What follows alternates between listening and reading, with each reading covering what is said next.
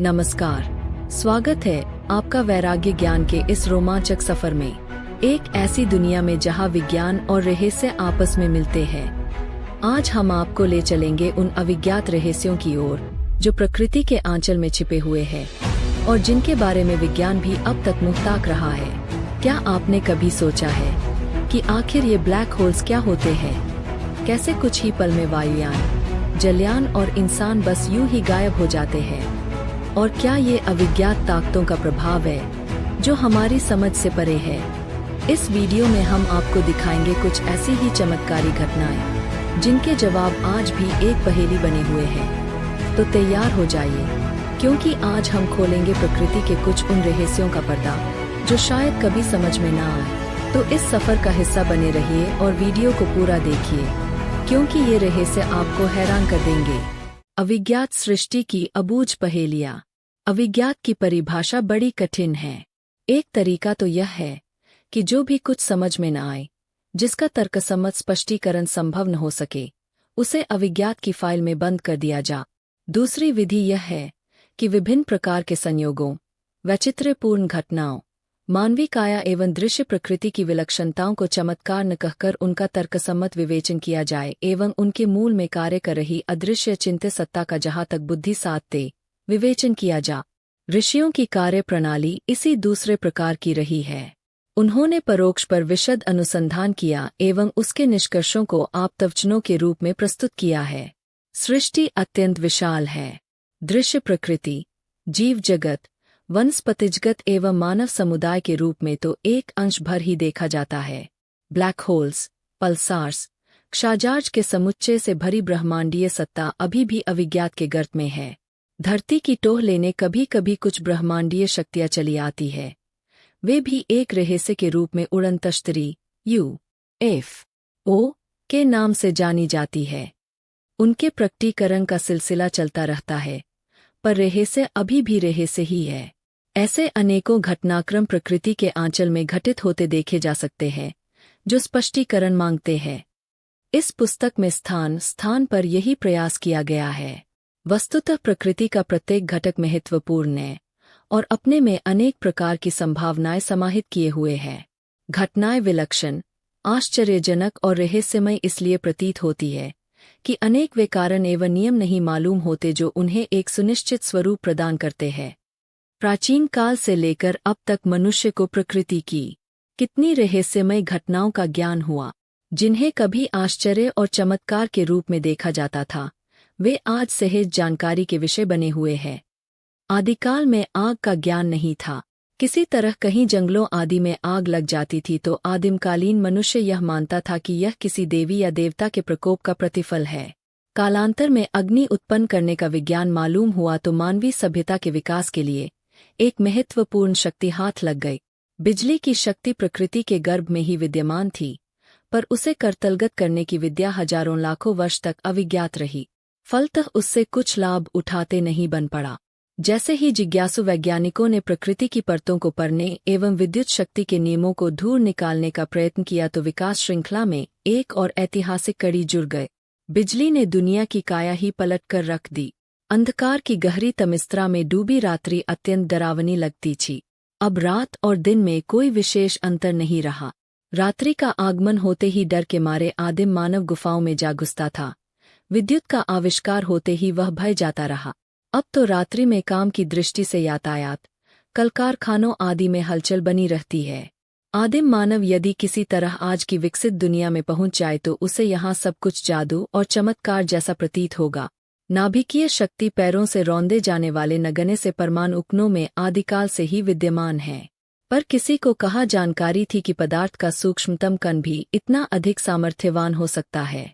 पर जैसे ही परमाणु शक्ति को हस्तगत करने के वैज्ञानिक नियमों का पता चला, एक नए युग की शुरुआत हो गई। ऐसे युग की जिसने मनुष्य जाति को पहली बार सर्वाधिक भयभीत किया तथा यह सोचने को बाध्य किया कि प्रकृति की शक्तियों का उपयोग यदि सृजन के लिए नहीं किया गया तो वे मनुष्य जाति को ही एक दिन भस्मीभूत करके रख देंगी। एटॉमिक पावर के आधार पर अब संसार के वैज्ञानिक बड़े बड़े सपने देख रहे हैं। सृजन और ध्वंस दोनों की बातें सोच रहे हैं। संभावना यह की जा रही है कि अगले दिनों ऊर्जा की समस्त आवश्यकताएं नाभिकीय स्रोत से पूरी की जाएंगी। आज भी जो जातियां पिछड़ी और अविकसित अवस्था में हैं, उनके लिए परमाणु शक्ति एक अविज्ञात आश्चर्य बनी हुई है। विपुला प्रकृति की प्रत्येक परत महत्वपूर्ण है।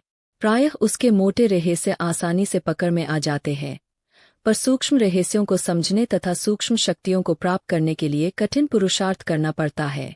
समुद्र का खारा पानी विपुल परिमाण में उपलब्ध रहता है, पर यदि मोती प्राप्त करना हो तो गोताखोरों जैसा दुस्साहस जुटाना और पुरुषार्थ करना पड़ता है।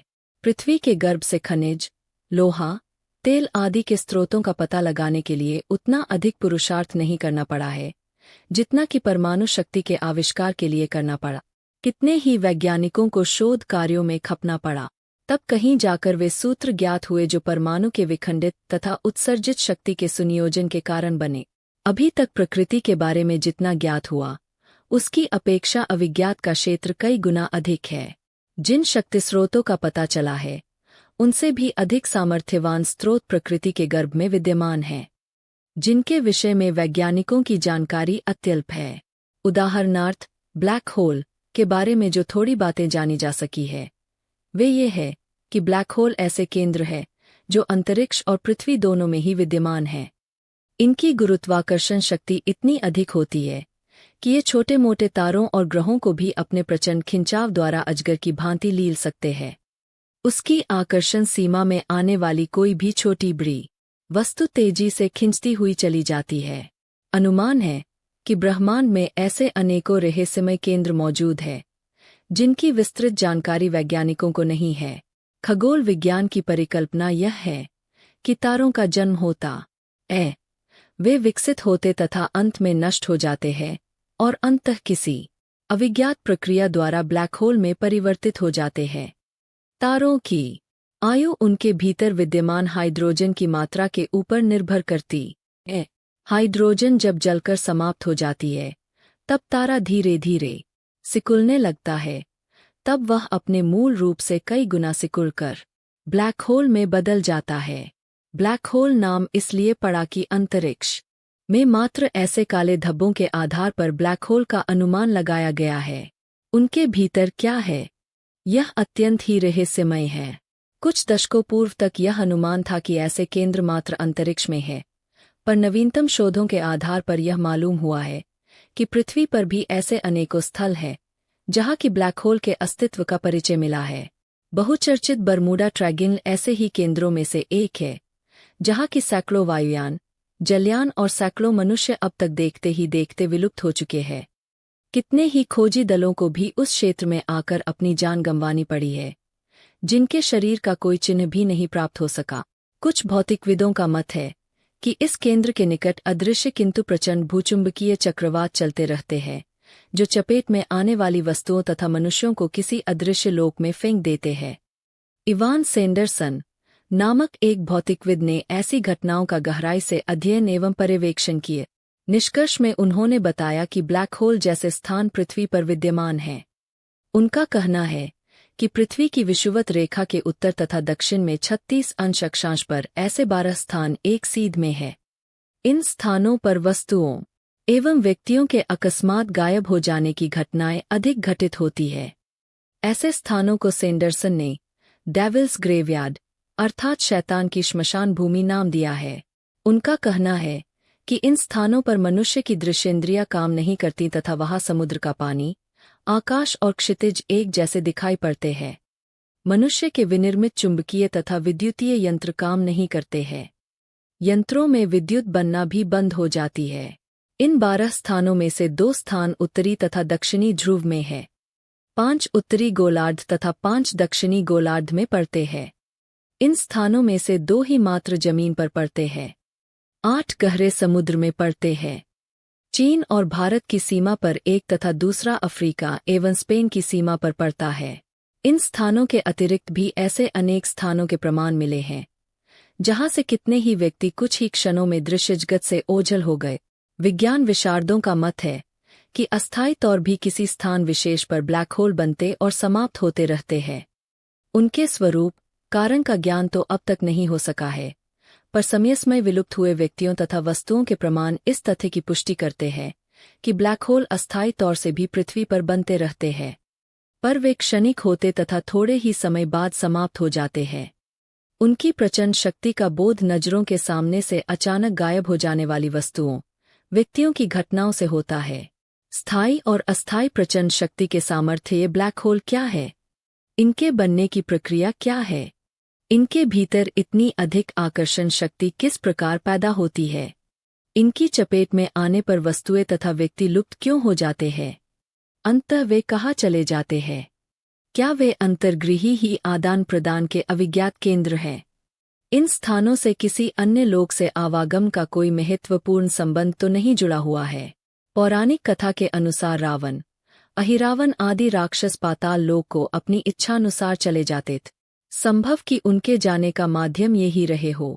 ब्लैक होल के प्रचंड गुरुत्वाकर्षण शक्ति पर नियंत्रण करने और उसका उपयोग करने के वैज्ञानिक नियमों की संभव है उस समय जानकारी रही हो। चाहे जो भी है, पर यह स्पष्ट हो चुका है कि प्रकृति की प्रचंड सामर्थ्य ब्लैक होल जैसे केंद्रों में भरी पड़ी है। शक्ति ही नहीं, उनमें सन्निहित अनेकों रहस्यमय सूत्रों से पता लगने की संभावना है। ब्लैक होल की शक्ति का यह तो एक उदाहरण मात्र है। भूकंप आने, ज्वालामुखी फटने आदि घटनाओं का सुनिश्चित कारण अभी तक ज्ञात नहीं हो सका है। तत्वदर्शियों का कहना है कि प्रकृति की प्रत्येक घटना सकारण है। यह कभी भूल नहीं करती। उसके प्रत्येक घटक सुव्यवस्थित है। आश्चर्यजनक घटनाओं के माध्यम से वह बोध कराती है कि उसकी सूक्ष्म परतों को पढ़ा जाए, सन्निहित शक्तियों को करतलगत करने के लिए प्रचंड पुरुषार्थ किया जाए, उन नियमों एवं अविज्ञात सूत्रों को ढूंढा जाए जो विलक्षण घटनाओं के घटित होने के कारण बनते हैं। प्रकृति के गर्भ में विद्यमान अनेकानेक सूक्ष्म शक्ति स्रोतों को जानने तथा उनमें समाहित प्रकट प्रचंड सामर्थ्य को करतलगत किया जा सके तो मनुष्य के विकास तथा सुख सुविधाओं से युक्त परिस्थितियों के निर्माण में असाधारण सहयोग मिल सकता है। इन अद्भुत घटनाओं को क्या कहेंगे? मानवीय ज्ञान की परिधि सीमित है। 3 आयामों से आगे की जानकारी हमें नहीं है। चतुर्थ आयाम में पहुंचने पर पदार्थ अदृश्य हो जाता है, ऐसी वैज्ञानिकों की परिकल्पना है।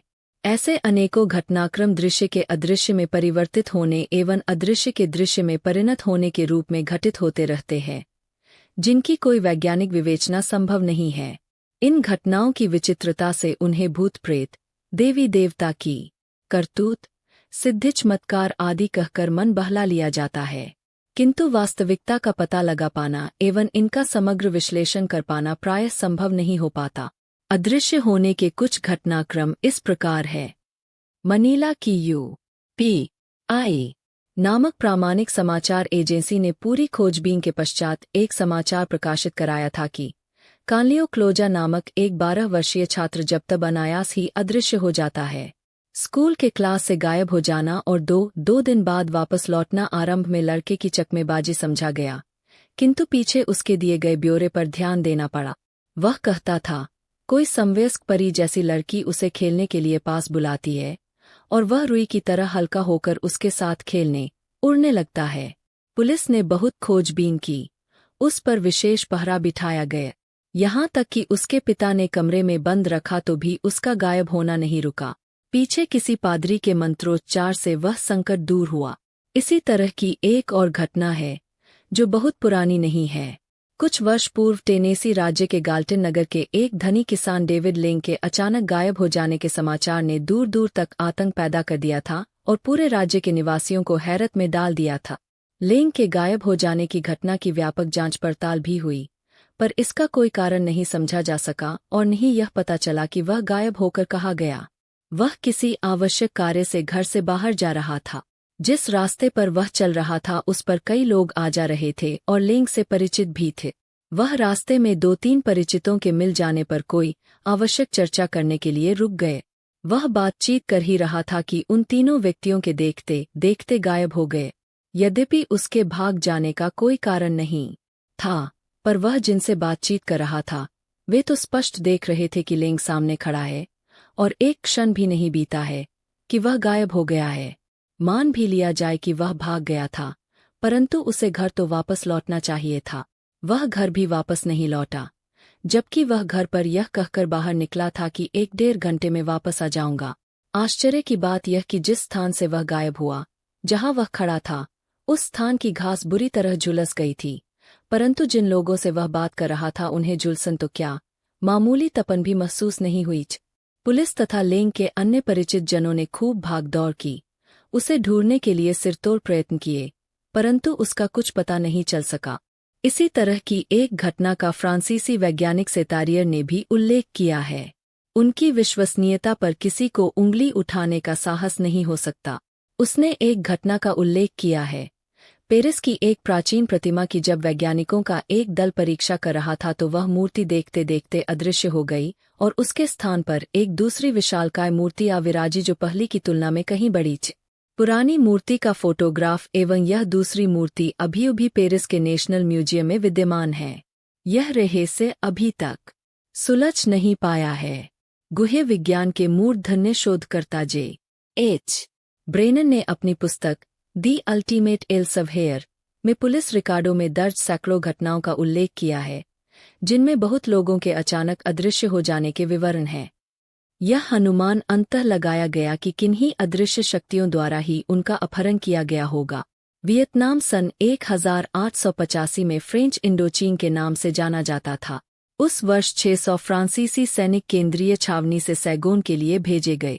निर्दिष्ट स्थान जब 15 मील की दूरी पर था तो वह सारा जत्था अचानक इस प्रकार गायब हो गया मानो वह वहां था ही नहीं। भारी खोज मुद्दों तक होती रही, पर ऐसा एक भी सुराग न मिला जिससे उनके अदृश्य होने का कारण समझा आ सके। न वे किसी ने पकड़े, न मरे, न भागे, न कोई शस्त्र, वस्त्र, पदचिह्न ही ऐसे छोड़ गए जिनके सहारे खोजी लोग किसी संभावना की कल्पना कर सके। अदृश्य अपहरण ही लोगों की जबान पर बना रहा। द्वितीय विश्वयुद्ध के प्रारंभकाल की ही बात है। चीन के दक्षिण नानकिंग प्रांत में 10 दिसंबर 1939 को एक विलक्षण घटना घटी। 3000 सैनिक तीसरे पहर अपनी छावनी में मौजूद थे। 1 घंटे बाद उन्हें ड्यूटी पर बुलाने के लिए बिगुल बजाया गया तो पाया गया कि उनमें से एक भी मौजूद नहीं था। उनके हथियार, कपड़े, जूते आदि जहाँ के तहाँ रखे थे, पर उनके शरीरों का कहीं अतापता न था। उनके घर परिवार संबंधी मित्र सभी खोज डाले गए। सारे चीन का चप्पा चप्पा छाना गया, पर इन 3000 में से एक भी जीवित या मृतक स्थिति में कहीं नहीं पाया जा सका। इतने वर्ष बीत जाने पर भी वह रहस्य अभी भी ज्यों का त्यों बना हुआ है। जापानियों द्वारा अपहरण की आशंका भी निर्मूल सिद्ध हुई। युद्धकाल बीत जाने पर जापानी रिकॉर्डों में पाया गया था कि उस स्थान तक आक्रमणकारी पहुंचे ही नहीं थे और न कोई जत्था भागकर वहां पहुंचा था। उत्तरी कनाडा के चर्चिल पुलिस स्टेशन से 50 मील दूर एस्किमो लोगों का एक गांव था, अंजिकुनी। सन 1930 में प्रकाशित नक्शे में इस गांव की आबादी तथा लंबाई चौड़ाई का विवरण छपा है, किंतु 1930 के अगस्त मास में ऐसी कुछ अनहोनी हुई कि उस पूरे गांव के मनुष्यों, जानवरों का ही नहीं, मलबे तक का अस्तित्व पूरी तरह गायब हो गए। भूमि ऐसी हो गई मानो वहां कभी किसी आबादी का अस्तित्व था ही नहीं। इससे भी बढ़कर आश्चर्य की बात एक और थी कि वहां के कब्रिस्तान में पूर्व से गड़े एक भी मुर्दे के अवशेष नहीं पाए गए। लगता था कि उन्हें भी उखाड़ कर ले जाया गया। उस सारे प्रदेश को छान डालने पर भी इसका कोई कारण या निशान उपलब्ध नहीं हुआ। यह रहस्य अभी तक अविज्ञात ही है। क्या अदृश्य लोक में जाने के बाद कोई फिर वापस लौटता है? इसका मात्र एक ही प्रमाण ब्रेनन की पुस्तक में संकलित है। जर्मनी के न्यूरेमबर्ग नगर में सड़क पर घूमता हुआ एक पागल पाया गए। वह देखने में तो धरती निवासी गोरा ही प्रतीत होता था, पर उसकी जानकारियां विचित्र प्रकार की थी। वह किसी विचित्र भाषा के 10 शब्द भर बोल पाता था। रोशनी उसकी आंख सहन नहीं कर पाती थी। जलती आग को देखकर वह ऐसा आश्चर्य करता था जैसे उसने पहली बार ऐसा देखा हो। उसे कुतूहल तो माना गया पर किसी ने ध्यान नहीं दिया। कुछ दिन वह ऐसे ही बदहवासी की स्थिति से घूमता रहा। एक दिन उसकी किसी ने पार्क में घूमते समय हत्या कर दी। ऐसे अनगर अपरिचित का न तो कोई शत्रु था और न धन प्रलोभन की स्थिति थी, जिसके कारण उसे कोई मारता। समझा गया कि वह किसी अपहरण किए गए मनुष्य की अदृश्य लोक से वापसी की घटना थी। वापसी किन परिस्थितियों में हुई, उसका अनुमान तो नहीं लगा, पर यह समझा गया कि भेद न खुलने के भय से शायद उसी लोक वालों ने उसकी हत्या की जिनने की उसका कभी अपहरण किया होगा। 18वीं सदी के आरंभ में स्पेन और फ्रांस के बीच भयंकर युद्ध चल रहा था। 5000 सैनिकों का नेतृत्व कर रहे थे कमांडर ली जोर्न बाब। सैनिक 3 टुकड़ियों में बंटकर चल रहे थे। एकाएक 1500 सैनिकों की एक टुकड़ी कुछ सेकंडों में विलुप्त हो गई। सूचना कमांडर ली जोर्नबाब को मिली। उक्त स्थान को खतरनाक घोषित करके उन्होंने सैनिकों को शीघ्र पार करने का आदेश दिया। बाद में विशेषज्ञों की एक टोली सैनिकों के विलुप्त हुए स्थान पर खोजबीन के लिए भेजी गई, पर कुछ भी सुराग न मिल सका। इस घटना का विस्तृत उल्लेख हिस्ट्री ऑफ वंडरफुल इवेंट्स पुस्तक में है। ऐसी ही एक घटना सन 1856 में घटी। 350 फ्रांसीसी सैनिकों का एक ग्रुप निकटवर्ती जर्मनी चौकी पर हमला करने के लिए आगे बढ़ रहा था। सभी सैनिक अस्त्र शस्त्रों से लैस थे। अचानक हवा का एक हल्का सा बवंडर आया और देखते ही देखते 55 सैनिक अदृश्य हो गए। बचे हुए 5 सैनिकों ने उस स्थान की एक इंच भूमि देख डाली, पर उनका कुछ भी पता न लग सका। महीनों तक खोजबीन चलती रही, पर निराशा ही हाथ लगी और एक भी सैनिक की जानकारी न मिल सकी। सन 1920 में लंदन के युवा पिक्टर ग्रेसर अपने एक मित्र के साथ दुकान से निकले। मार्ग में दोनों राजनीतिक विषयों पर बातचीत करते हुए अपने निवास स्थल की ओर वापस लौट रहे थे। अकस्मात मित्र के नेत्रों के सामने से ही पिक्टर ग्रेसर ओझल हो गए। आगे पीछे चारों ओर मित्र ने देख डाला, पर पिक्टर का दूर दूर तक कोई पता नहीं था। जिस स्थान से वे विलुप्त हुए थे उसका भली भांति निरीक्षण कर लिया गया, पर कोई चिन्ह नहीं प्राप्त हो सका। जून 1979 में लंदन की श्रीमती क्रिस्टीन जानटन नामक महिला ने वहां के न्यायालय में विवाह विच्छेद का एक अजीब मुकदमा दायर किया। याचिका में बताया गया था कि उसके पति श्री एलन के हवा में गायब हो जाने के कारण तलाक की अनुमति दी जाए ताकि वह दूसरा विवाह कर सके। गायब होने की घटना इस प्रकार घटी। सन 1975 में गर्मी की छुट्टियां बिताने के लिए श्रीमती क्रिस्टीन तथा उसके पति श्री एलन उत्तरी ध्रुव की यात्रा पर निकले। दोनों पति पत्नी रूसी सीमा से लगे लैपलैंड में स्थित एक गिरजाघर के निकट से होकर गुजर रहे थे। शीतल वायु का हल्का झोंका चल रहा था, जिसका आनंद लेते हुए वे दोनों आगे बढ़ रहे थे। अचानक साथ में चल रहे एलन गायब हो गए। श्रीमती क्रिस्टीन ने उस स्थान को अच्छी तरह देख डाला, पर एलन का कहीं पत्ता ठिकाना नहीं था। खोजी कुत्ते तथा विशेषज्ञों का एक दल श्रीमती क्रिस्टीन की मदद हेतु वहां आया, पर एलन की कोई खबर नहीं मिल सकी। इस तरह की घटनाओं की विवेचना करते हुए वैज्ञानिकों में कई प्रकार की चर्चाएं होती रहती है, लेकिन उससे किसी निश्चित निष्कर्ष पर पहुंच पाना अभी तक संभव नहीं हो सका है। यही मानना पड़ रहा है कि मनुष्य की इंद्रिय चेतना के आधार पर विकसित बुद्धि जितना जान पाती है, दुनिया वस्तुतः उससे कहीं अधिक है। उसे समझ पाने में न बुद्धि समर्थ है और न ही कोई यंत्र या मशीन ही उसका विश्लेषण कर सकती है। यद्यपि ऐसे संवेदनशील यंत्र तैयार किए जा चुके हैं जो मनुष्य की पकड़ से बहुत बाहर की चीजों के संबंध में थोड़ी बहुत जानकारी देते रहते हैं, किंतु उनसे भी यही सिद्ध होता है कि प्रत्यक्ष दर्शन और प्रत्यक्ष अनुभव न केवल अधूरा होता है, वरन बहुत बार वह भ्रामक भी सिद्ध होता है। उदाहरण के लिए हम नित्य ही सूर्य की धूप देखते हैं, पर सच्चाई यह है कि धूप कभी भी देखी नहीं जा सकती। जो दिखता है वह धूप के प्रभाव से एक विशेष स्तर पर चमकने लगने वाले पदार्थों की चमक मात्र है। सूर्य की किरणें, जो इस चमक का प्रधान कारण है, हमारी दृश्य शक्ति से सर्वथा परे है। अंतरिक्ष में प्रायः पूरे सौरमंडल को प्रकाशित एवं प्रभावित करने वाली धूप वस्तुतः सोलर स्पेक्ट्रमा, सौरमंडलीय वर्णक्रम है। उसे ऊर्जा की तरंगों एवं स्फुरनाओं की एक सुविस्तृत पट्टी कह सकते हैं।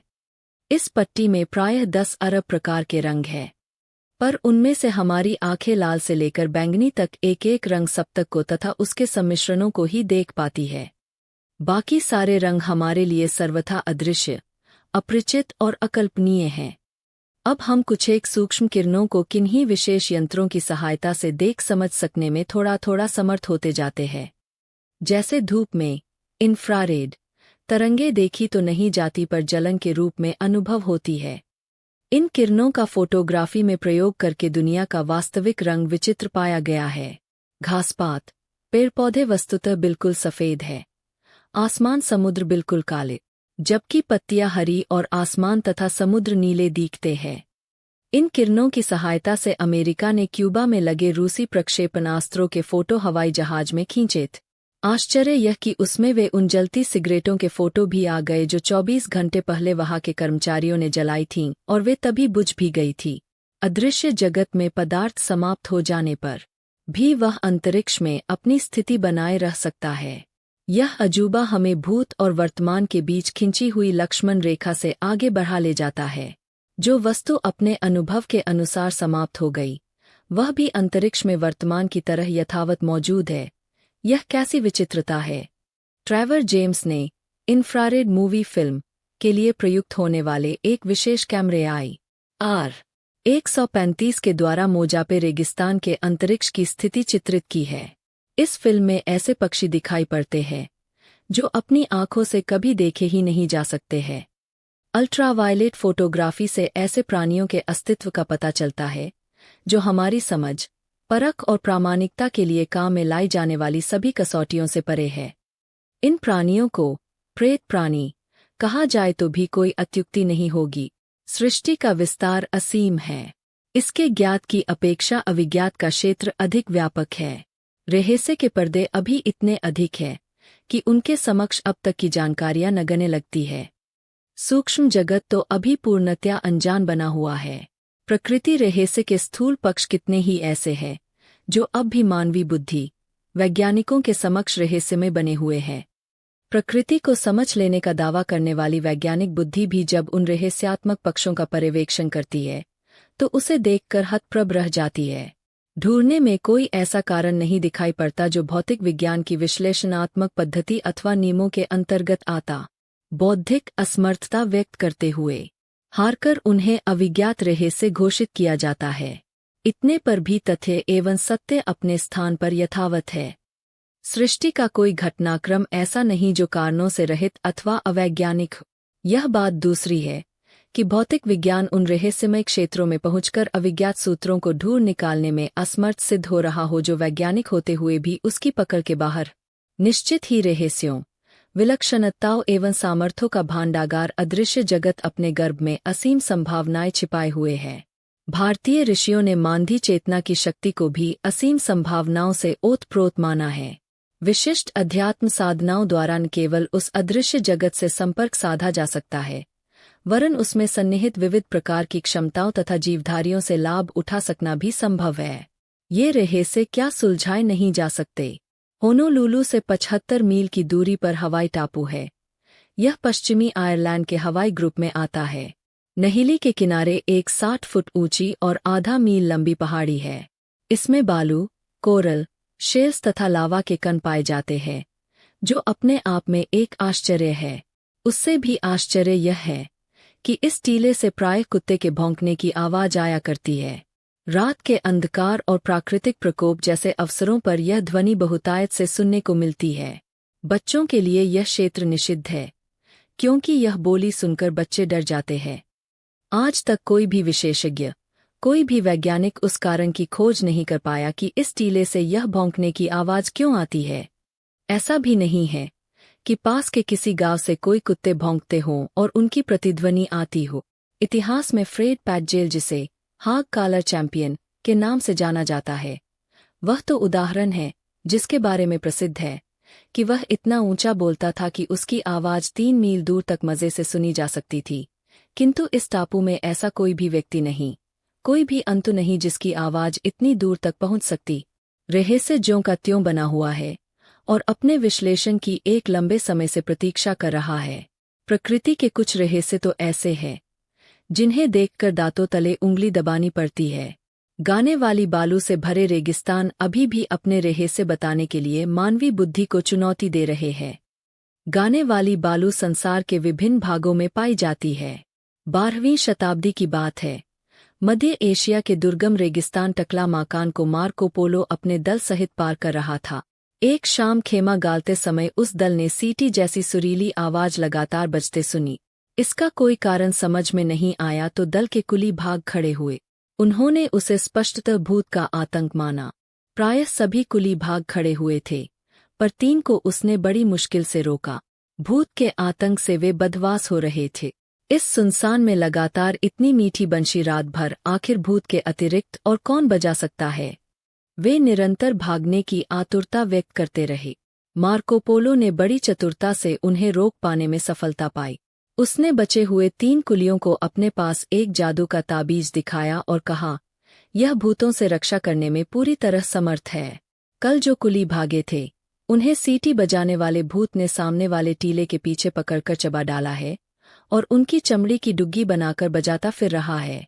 तुम भागना चाहो तो भले ही चले जाओ, पर तुम्हारी भी वही दुर्गति होगी। हाँ, मेरे पास रहोगे तो यह ताबीज मेरी ही नहीं तुम्हारी भी रक्षा कर लेगा। इस आश्वासन से कुली रुक गए और उस रेगिस्तान को पार कर सकना संभव हो गए। मार्को पोलो ने उस सुनसान के संगीत का पता लगाने में बहुत अकल लड़ाई, पर कुछ नतीजा नहीं निकला। भूत पर वे विश्वास नहीं करते थे, पर इस नीरव निनाद का अन्य कोई कारण भी तो समझ में नहीं आता था। उस रहस्य पर से पर्दा इस शताब्दी के आरंभ में उठा है। सर आरेल स्टेन ने गोबी मरुस्थल का सर्वे करते हुए यह विवरण प्रकाशित किया कि टकलामाकान क्षेत्र में बिखरी बालू ध्वनि मुखर है, उससे वाद्ययंत्रों की तरह क्रमबद्ध ध्वनि प्रवाह निकलता है। गोबी मरुस्थल प्रायः 8 लाख वर्ग मील में बिखरा पड़ा है। इसके कितने ही क्षेत्र ऐसे हैं जहां बालू गाती है। इनकी आवाजें अलग अलग क्षेत्रों में अलग अलग तरह की है। टकलामाकान क्षेत्र के पश्चिमी अंचल अदांस पादशाह के सारे क्षेत्र की बालू ध्वनि मुखर है। वहां अलग अलग स्थानों में अलग अलग तरह के संगीत बजते गूंजते सुने जा सकते हैं। स्पेन के एक यात्री एंटेनियो डी अल्लोआ जब अपने दल के साथ एंड्रीज पर्वत श्रेणी पार कर रहे थे तो पंचामार्का नोटी के समीप वायुमंडल में गूंजता हुआ संगीत सुना। उसे सुनकर सारा दल भाग खड़ा हुआ। भगोड़ों ने यहाँ तक बताया कि उन्होंने अत्यंत विशालकाय दैत्य की डरावनी छाया भी उस क्षेत्र में भागती दौड़ती अपनी आंखों से देखी थी। प्रकृति के कतिपय अद्भुत रहस्यों का पता लगाने में अपने जीवन का महत्वपूर्ण भाग खर्च करने वाले अन्वेषी लेवरी ने दक्षिणी अमेरिका के दुर्गम अंचलों की खोजबीन की। उसने स्कुइवो नदी के रेतीले मैदान में मुखरित होने वाले ध्वनि संगीत का वर्णन किया है। इसका विवरण सर ऑर्थर कानन डायल की लास्ट वर्ल्ड में विस्तार पूर्वक दिया गया है। इसी प्रकार नील नदी के उस पार कारंग के खंडहरों में 2 पत्थरों की घूरती हुई प्रतिमाएं हैं। दोनों एक दूसरे की ओर मुँह किए 1 मील के फासले पर जमी है। इनमें से एक प्रतिमा तो पत्थर की तरह चुप खड़ी रहती है, पर दूसरी से अक्सर कुछ बोलने की आवाज आया करती है। पत्थर की मूर्ति क्यों और कैसे बोलती है, उसका पता लगाने की हर संभव कोशिश की गई, किंतु अभी तक कुछ ज्ञात नहीं हो पाए। मूर्ति में कोई रेडियो यंत्र भी नहीं लगे जिससे अनुमान किया जाए कि संभव है वह अदृश्य शब्द प्रवाहों को पकड़ लेते हों और वह ध्वनि में परिवर्तित हो जाते हो। चेकोस्लोवाकिया की राजधानी प्राग के 2 नवयुवकों के बारे में एक बड़ी विचित्र बात सुनने को आई। यह कि जब दोनों जोर जोर से सांस लेते हैं तो उनके शरीर के अंदर से विचित्र प्रकार की ध्वनियां और संगीत आने लगता है, जो किसी समीपवर्ती रेडियो स्टेशन का ब्रॉडकास्ट प्रोग्राम भी हो सकता है। दोनों युवक जोर जोर से सांस लेते समय किसी लाउड स्पीकर के सिरे का स्पर्श करते थे तो आवाज इतनी ऊंची हो जाती थी कि सुनने वालों को ऐसा लगता था जैसे कोई रेडियो पूरा खोल दिया गया। दोनों युवक एक फैक्ट्री में काम करते थे। डॉक्टरों ने उनकी पूरी शरीर परीक्षा की, पर कोई कारण न बता सके। अनेक पत्रकारों ने विस्तृत छानबीन की, पर निराशा ही हाथ लगी। युवकों के शरीर से संगीत ध्वनियों के प्रसारण का कोई कारण नहीं जाना जा सका। विश्वविख्यात पर्यटक बर्ट्रैंड टॉमस ने एक बार अरब रेगिस्तान की यात्रा की तो उन्हें कुछ ऐसे बालू के टीले मिले जो गाते थे, और उनके गाने की ध्वनियां इतनी स्पष्ट और ऊंची होती थीं कि काफी दूर बैठकर भी उन्हें मजे से सुना जा सकता था। यात्रा संस्मरण में टॉमस ने लिखा है कि यह मधुर संगीत कई तरह के वाद्य यंत्रों से संयुक्त होता था। कभी ढोलक की आवाज आती थी, कभी वीणा की सी झंकार। सहारा के रोने वाले टीलों की कथा भी कुछ ऐसी ही है। कैलिफोर्निया में भी बालू के कुछ ऐसे टीले हैं जो गाते हैं। हवाई द्वीप का एक टीला कुत्ते की सी आवाज में भौंकता है। दक्षिण अफ्रीका में कुछ ऐसी रहस्यमय भीतें हैं, वह अट्टहास तक करती सुनी गई है। यूरोप में कुछ ऐसे समुद्र तट हैं जहां यात्री मधुर संगीत ध्वनियों का रसास्वादन करते हैं। लंकाशायर के सेंट एनी के समुद्री तट की बालू को एक विशेष प्रकार से दबाया गया तो उससे विचित्र तरह की ध्वनियां प्रसारित हुई। वैज्ञानिकों ने इन सब रहस्यों का पता लगाने की चेष्टा की, पर अभी तक वे इतना ही जान पाए हैं कि प्रकृति में बालू की तरह के कुछ ऐसे कण हैं जो परस्पर संघात से प्राकृतिक ध्वनियां निकालते हैं। एक बार कैलिफोर्निया की एक स्त्री भोजन पकाने जा रही थी। अभी वह उसकी तैयारी कर ही रही थी कि चूल्हे से विचित्र प्रकार के गाने की ध्वनि निकलने लगी। गाना पूरा हो गया, उसके साथ ही ध्वनि आनी भी बंद हो गई। न्यूयॉर्क में एक बार बहुत से लोग रेडियो प्रोग्राम सुन रहे थे। एकाएक संगीत ध्वनि तो बंद हो गई और दो महिलाओं की ऊंची ऊंची आवाज में अपरिचित भाषा में बातें आने लगी। रेडियो स्टेशन से पूछा गया तो पता चला कि वहां से केवल नियमबद्ध संगीत ही प्रसारित हुआ है। बीच की आवाज किस लोक से आई, यह किसी को पता नहीं है। अहमदनगर जिले में पीवरा नदी के तट पर सतराता सोनगांव में बने एक शिव मंदिर से आने वाली संस्कृत आवाज को बहुत से लोगों ने जा जाकर सुना। यह संगीतमय ध्वनि शिवलिंग पर डाले जाने वाले जल की निकासी के लिए बनाई गई नाली से आती थी। पूना के 80 वर्षीय इतिहासज्ञ श्री D.P. पोद्दार ने भी इस विचित्र ध्वनि की पुष्टि की थी और आगे अन्वेषण कराए जाने का सुझाव दिया था। जैसलमेर में भी कुछ बालू के टीले पाए जाते हैं, जहां से कराहने आदि की कई तरह की ध्वनियां सुनी गई है। वहां के निवासियों का कहना है कि ये आवाजें इन टीलों में दबी प्रेतात्माओं की आवाजें हैं। कुछ वैज्ञानिकों ने इन रहस्यपूर्ण संगीत ध्वनियों का कारण रेडियो के शॉर्टवेव ट्रांसमीटरों को बताया है। उनका विश्वास है कि इस तरह के रहस्य भविष्य में और भी बढ़ सकते हैं। शिकागो में एक महिला ने पुलिस को रिपोर्ट दी है कि वह जैसे ही अपने रसोई घर का दरवाजा खोलती है, उसके विद्युत चालित चूल्हे से एक विशेष प्रकार की संगीत ध्वनि आने लगती है। दरवाजा बंद करते ही संगीत भी बंद हो जाता है। इसकी इंजीनियरों ने जांच की तो पाया कि न तो पास में कोई शॉर्टवेव ट्रांसमीटर है और न ही बगल के किसी रेडियो से ध्वनि पकड़ी जा रही है, क्योंकि जांच करते समय पास पड़ोस के तमाम सेट बंद करा दिए गए थे। बिजली के यंत्रों से इस तरह की ध्वनियां अधिक आती है, इसलिए यह रहस्य तात्विक है, ऐसा तो समझा जा रहा है, पर अभी यथार्थ तथ्य पकड़ में नहीं आ रहे हैं। सेंट लुइस में एक बार एक रात्रिभोज का आयोजन किया गया। जैसे ही संगीतकारों ने वाद्य यंत्र उठाए कि उनसे ताजा खबरें प्रसारित होने लगी। इससे आयोजन के सारे कार्यक्रम ही फेल हो गए। नाइरियाल की एक स्त्री ने बताया कि उसके स्नान करने के टब से गाने की ध्वनियां आती है। एल्वर्टा के एक किसान का कहना है कि जब वह अपने कुएं के ऊपर पड़ी हुई लोहे की चादर को हटाता है तो कुएं के तल से संगीत सुनाई देने लगता है। पुलिस को संदेह हुआ कि किसान ने कहीं रेडियो छिपाया होगा, इसलिए इंच इंच जमीन की जांच कर ली। पड़ोसियों के रेडियो भी बरामद कर लिए, पर जैसे ही लोहे की चादर को हटाया गया, आवाज बार बार सुनाई दी और अंततः उस समस्या का कोई हल निकाला नहीं जा सका। कुओं, बालू के टीलों, समुद्र तट, बिजली के पंखों, चूल्हों और वाद्य यंत्रों से संगीत क्यों और कहाँ से फूट पड़ता है, यह अब तक भी वैज्ञानिकों के लिए एक पहेली बना हुआ है। अब तक इस संबंध में जितनी जांच और पड़तालें हुईं, वे सब की सब अधूरी रह गई। किसी एक मत पर नहीं पहुंचा जा सका कि इस तरह की संगीत ध्वनियों का अमुक कारण है। विज्ञान की अधुनातन प्रगति और चंद्रमा तथा मंगल पर विजय जैसे अभियान निस्संदेह यह सिद्ध करते हैं कि मनुष्य संसार का सर्वश्रेष्ठ और बुद्धिशील प्राणी है। यह बात सदा से स्वीकार भी की जाती रही है, परंतु इसी कारण वह सृष्टि की सर्वोच्च सत्ता सामर्थ्यवान इकाई नहीं हो जाता। फिर भी मनुष्य का स्वभाव, प्रकृति, आचार विचार और संस्कृति पर दिनोदिन यह दंभ छाता रहा है कि उसकी बराबरी दूसरा कोई प्राणी तो क्या, प्रकृति भी नहीं कर सकते। इस दंभ के कारण ही उसमें स्वार्थ, अनुदारता, अहंकार, अनास्था और अश्रद्धा के बीज दिनोदिन विकसित होते जा रहे हैं। उदाहरण के लिए यही विचार आम होते जा रहे हैं कि मनुष्य से बड़ा कोई नहीं है और वह दिनोदिन और अधिक समर्थ सशक्त होता जाएगा। इसे दंभ नहीं तो और क्या कहा जाएगा कि विपुला प्रकृति के थोड़े से रहस्य हाथ लग जाने पर मनुष्य अपने आप को प्रकृति और ईश्वर से भी बड़ा समझने लगे। यह दंभ ठीक उसी स्तर का है जैसे अनपढ़ लोगों के गांव में कोई साधारण पढ़ा लिखा व्यक्ति पहुंच जाए और यह दावा करने लगे कि मैं दुनिया का सबसे बड़ा विद्वान हूं। यह दावा दूसरे लोगों की दृष्टि में नितांत हास्यास्पद ही होगा। कोई व्यक्ति उसके सामने एक जटिल सवाल कर दे और वह उस सवाल को हल करने के कारण खिसिया उठे। उसी तरह की स्थिति मनुष्य की तब हो जाती है जब प्रकृति उसके सामने ऐसे सवाल कर देती है जिन्हें वह सुलझा न सके। उस दशा में मनुष्य को अपनी क्षुद्रता और अल्प सामर्थ्य का आभास होता है।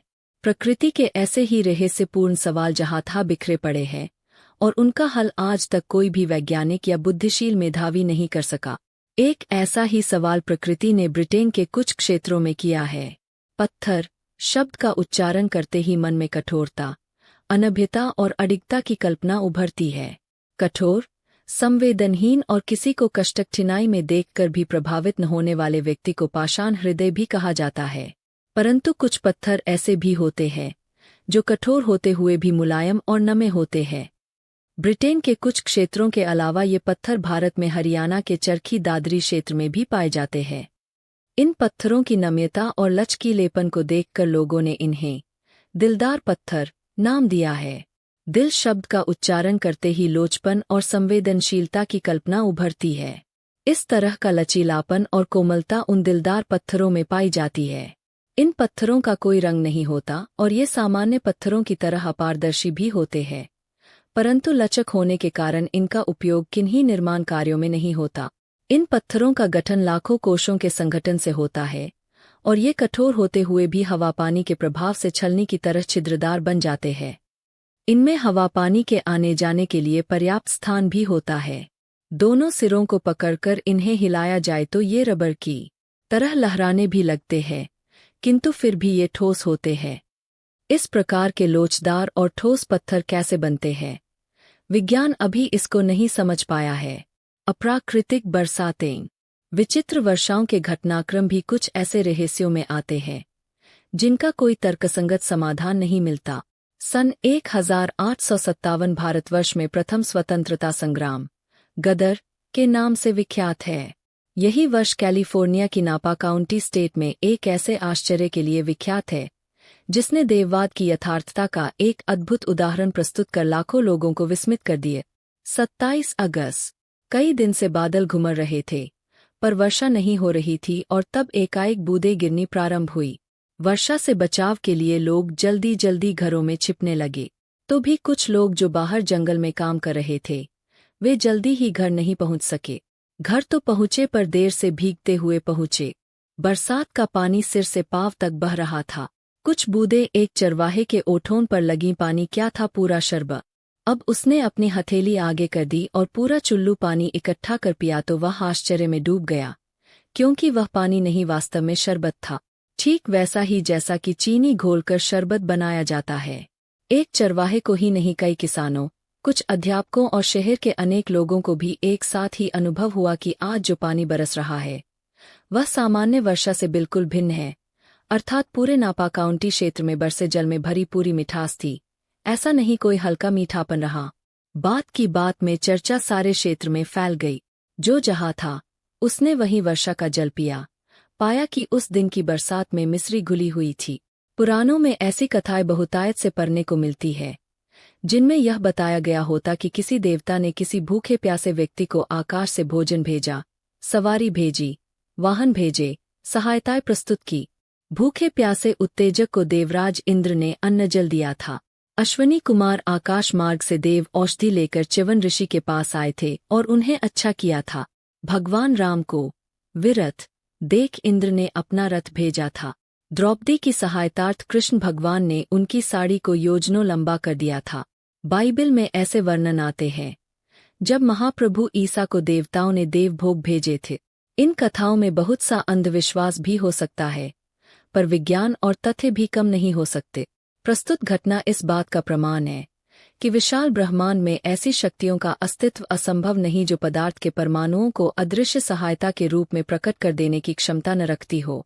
योग सिद्धियों का मूल सिद्धांत भी यही है कि जो कुछ व्यक्त है, दृश्य है, वह सूक्ष्म अव्यक्त से एक क्रम व्यवस्था द्वारा उभर रहा है। संकल्प सत्ता में वह शक्ति है जो उस क्रमिक नियम को भी बदल सकती है और उसके स्थान पर आश्चर्य अजूबे प्रस्तुत कर सकती है। यह घटना उसी का प्रमाण थी। कई दिन लोगों ने बरसात के स्टोर किए जल का शरबत के रूप में प्रयोग किया। नापा काउंटी के वैज्ञानिकों ने उस जल के परीक्षण किए। कई लोगों ने घरों में जल को सुखाया और उसमें घुली हुई मिश्री को अलग किया।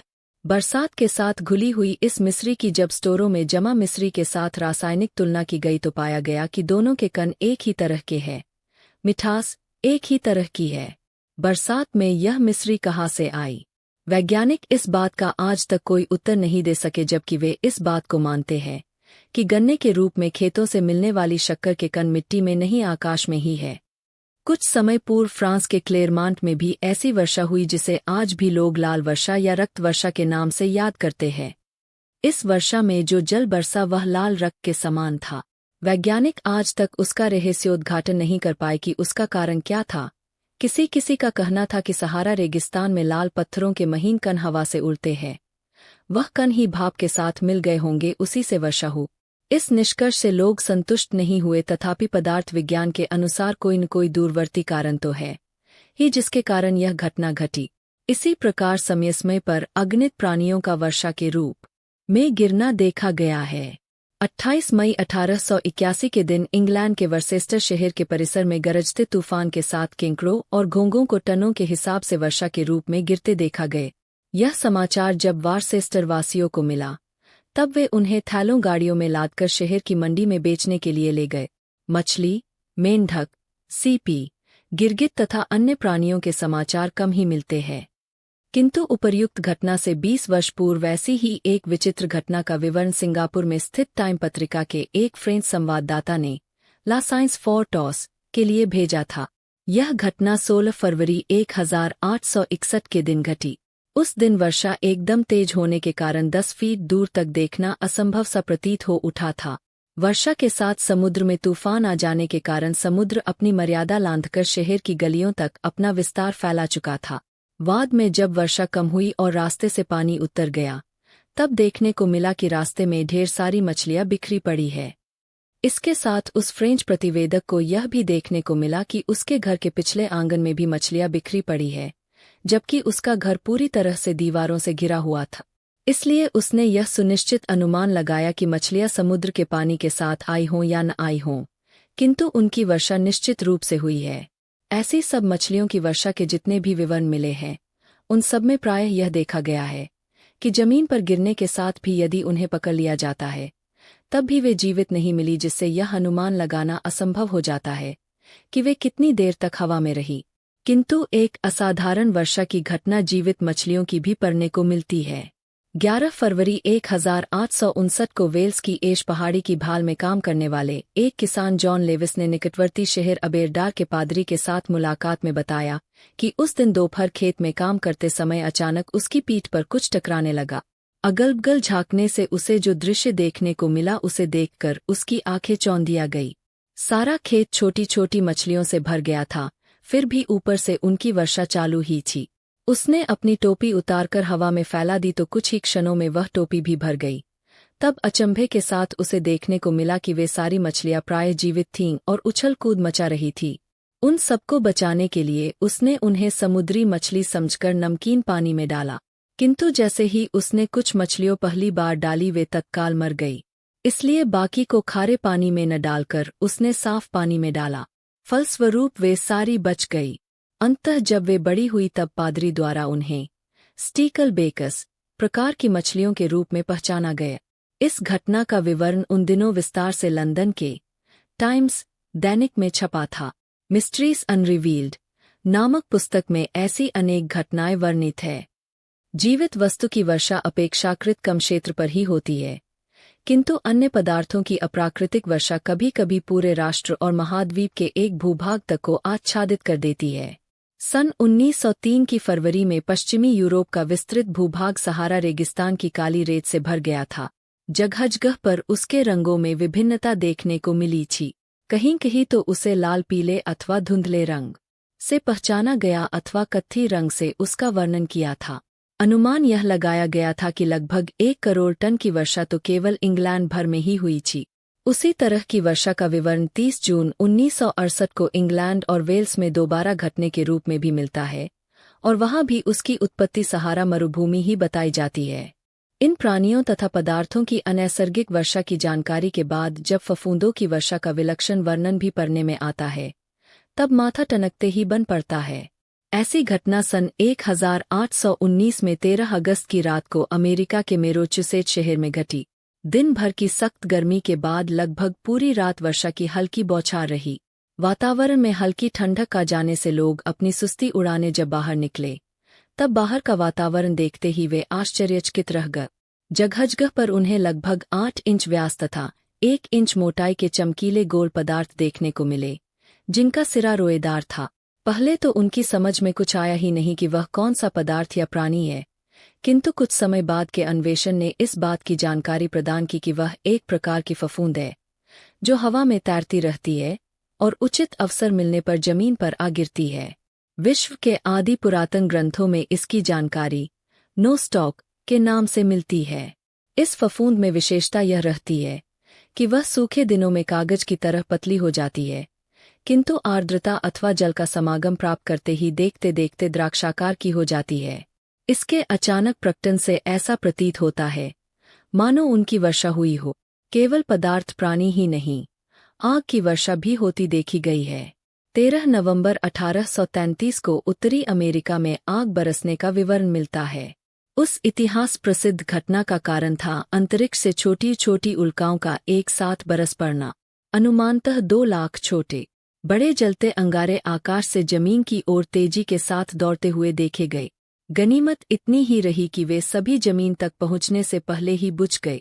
एक भी उल्का धरती को छू नहीं सकी और आकाश में धूल बनकर बिखर गई।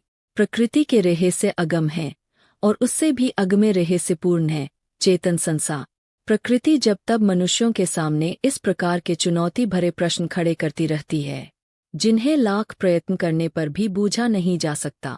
यह नहीं कहा जा रहा है कि इन रहस्यों को कभी सुलझाया ही न जा सकेगा। संभव है कि आगे चलकर दिलदार पत्थर, विचित्र वर्षा और संगीतकार रेत का रहस्य सुलझा लिया जाए, परंतु फिर भी ऐसी कितनी ही विचित्रताएं हैं जिन्हें पूरी उम्र तो क्या एक पूरा युग कल्प लगाकर भी नहीं समझा जा सकता। अभी तो यही ठीक से जान पाना संभव नहीं हुआ है कि प्रकृति में क्या है। उसके संपूर्ण रहस्यों को समझ पाना तो दूर की बात रही। जब प्रकृति ही इतनी रहस्यपूर्ण और विचित्र है, तो सूक्ष्म चेतना कितनी रहस्यमय होगी, चेतन तत्व कितना गूढ़ होगा। आत्मसत्ता और परमात्म सत्ता के रहस्यों का क्या अनुमान लगाया जा सकता है। मनुष्य अपनी छोटी सी बुद्धि से उसे समझने तथा उसकी सत्ता को कपोल कल्पना सिद्ध करने का दावा किस आधार पर कर सकता है। उस विराट के प्रति श्रद्धा व्यक्त कर उससे सघन संपर्क स्थापित करने का प्रयास किया जाए तो अनेकों अनुत्तरित प्रश्न आत्मसत्ता की प्रयोगशाला में ही हल हो सकते हैं। इस यात्रा का पहला हिस्सा यहीं समाप्त होता है, लेकिन यह केवल शुरुआत है। आगे की कहानी में वे नए रहस्यों और अदृश्य संसारों का सामना करेंगे। आप इस यात्रा का हिस्सा बने और हमारे चैनल को लाइक करें, सब्सक्राइब करें और कमेंट करना ना भूलें। अगला भाग जल्द ही आएगा।